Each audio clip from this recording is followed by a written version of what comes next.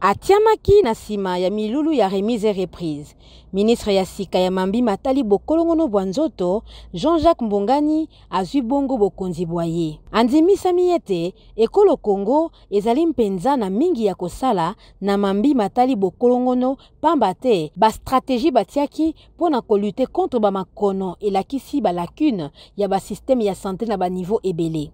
Kasi, pona kolonga yango, esengeli ko renforcer na ba niveau nyonso leadership ya makasi, mpe bonne gouvernance ya secteur. Makoki esengeli pe na ntango nyonso. Renforcement ya ba capacité technique pe opérationnelle ya ba formation sanitaire, lokola kopesa bankisi, mangwele pe ba masini esengeli na ba l'hôpitalo. Pona kosilisa, ayebaki mpe na ko remercier ministre oyo azalaki yamboye Atiama.